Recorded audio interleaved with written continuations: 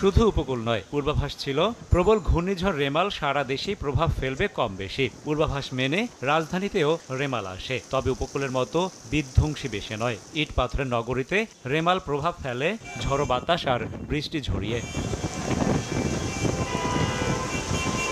রাজধানীতে রাতের গুড়ি গুড়ি বৃষ্টি সকালে রূপ নেয় ভারী বর্ষণে। কাজের প্রয়োজনে বাইরে বের হয়েই নাকাল হতে হয় কর্মজীবীদের। বৃষ্টির সঙ্গে দমকা হাওয়ায় উপক্রম হয় ছাতা উড়িয়ে নেয়ার। তবে গত কয়েকদিনের অস্বস্তিকর গরমের পর প্রকৃতি কিছুটা শীতল হাওয়ায় স্বস্তি প্রকাশ করেন বেশিরভাগ মানুষ। গুড়ি গুড়ি বৃষ্টি পড়তেছে, বাতাস আছে, বৃষ্টি ভালোই লাগে। বৃষ্টির দিন বৃষ্টি হবে, এটা স্বাভাবিক। যে গরম আছিল আর বৃষ্টি হইলেও একটু আরামে তো আছি। স্থল নিম্নচাপে পরিণত হয়ে গেছে, এটা বাংলাদেশের উপরে অবস্থান করছে এই মুহূর্তে।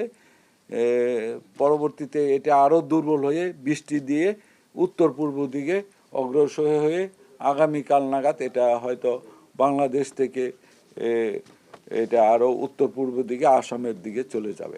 দেশের 1 নম্বর গ্লুকোজ ব্র্যান্ড গ্লুকোম্যাক্সটি একই এনার্জিতে এলো নতুন প্যাকে। বেলা গড়ায় বাড়ে বৃষ্টির ছটা, সেই সঙ্গে শঙ্কা বাড়ে জলাবদ্ধতার। দুপুরের দিকে কাজীপাড়া, শেওড়াপাড়া, ভূতের গলি, কাঁঠালবাগান নর্থ রোড এলাকার কিছু জায়গায় তৈরি হয় চিরচেনা জলাবদ্ধতা। ভোগান্তি বাড়ে আরেক ধাপ।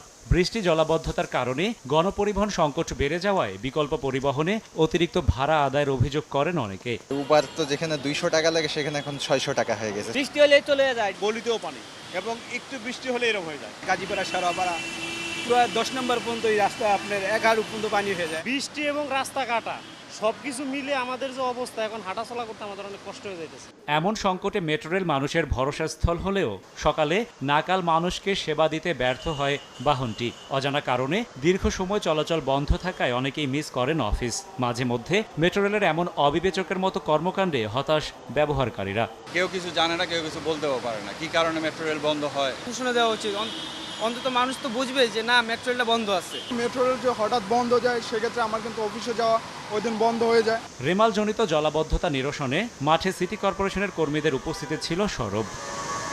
স্থল নিম্নচাপে পরিণত হওয়া ঘূর্ণিঝড় রেমাল ধীরে ধীরে দুর্বল হয়ে যাবে সত্যি, কিন্তু এর প্রভাবে আগামীকালও বৃষ্টির সম্ভাবনা রয়েছে।